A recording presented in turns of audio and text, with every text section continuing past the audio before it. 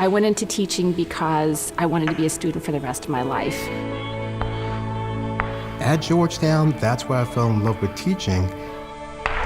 It's the hardest job I think I've ever loved in my life. I'm surrounded by these beautiful books. I'm the luckiest librarian in the world.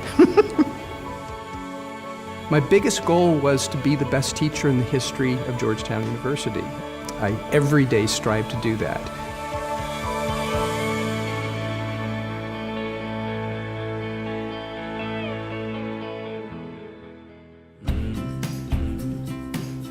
My first real recollection of Georgetown comes from the faculty orientation retreat.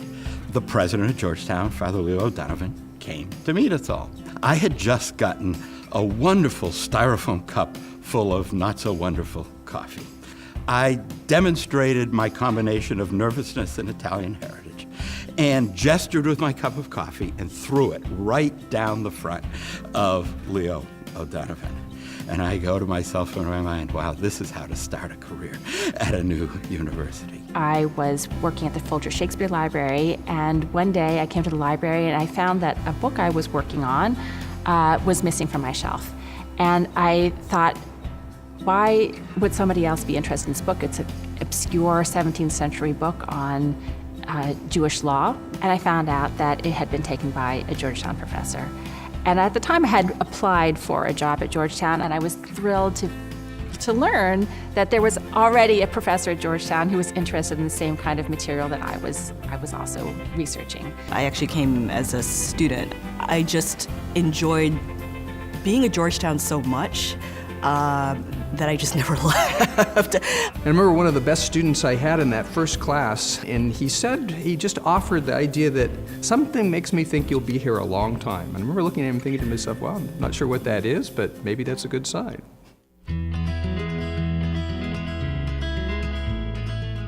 One thing I learned about teaching, you have to have a hook. I use a lot of humor in my classes. And as we were going through the tunnel, I noticed a sign that said no hazmats. My reaction was to think, why are they discriminating against hazmat people? What are they doing here? I mean, And my former student used to say he knew exactly when the jokes were coming. I was going through a very complex medical concept with the students.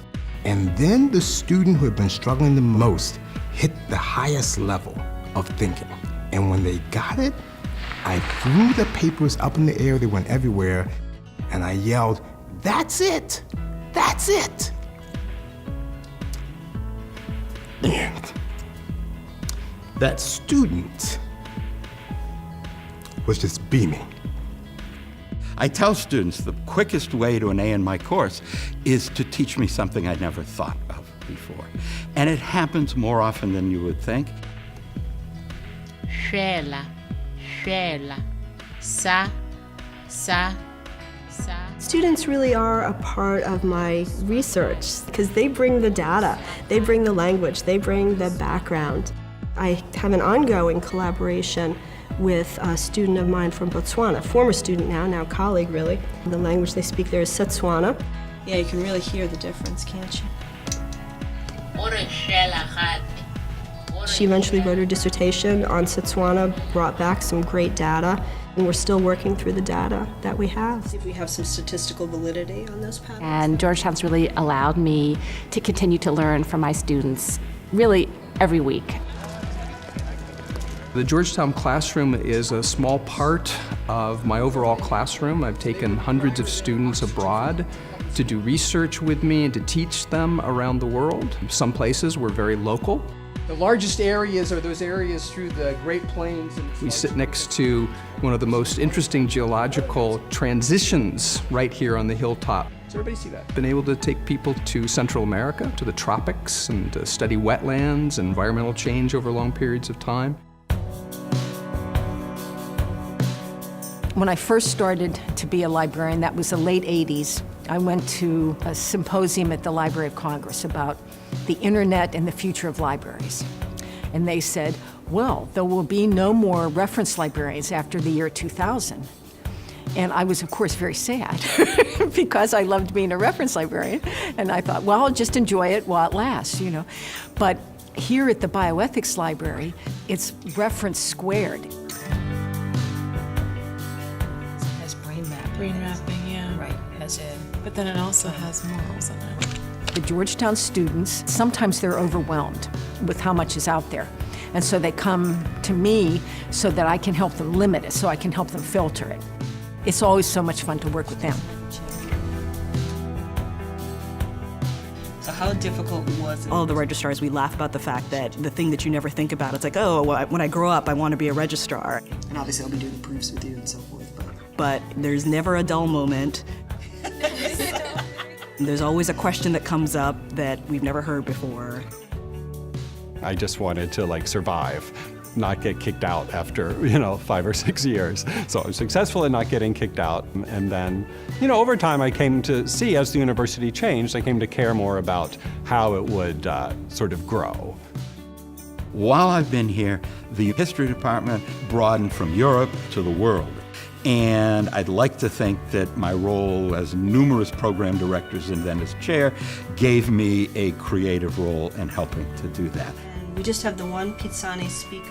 I think about my students. A lot of the students have gone into academia, into language teaching, are running programs, are making life better for people in lots of different ways. Idea which is ridiculous.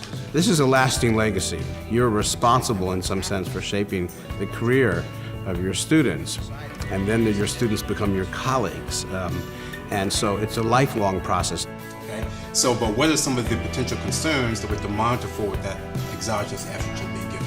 It's been a wonderful, wonderful journey of life to nurture and see these wonderful students go on and become practicing, highly competent, highly compassionate physicians.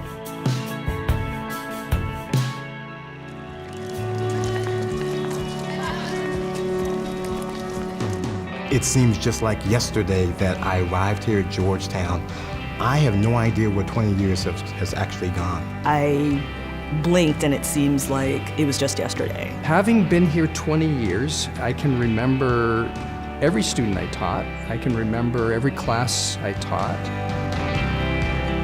I certainly have projects that I'm planning that would keep me busy for another 20 years. Yeah, I don't have any plans to go anywhere. I've done a career of 3 major stops and a lot of short stops. But this has been the best stop. No, it hasn't felt like 20 years at all, but I feel so lucky to have been here.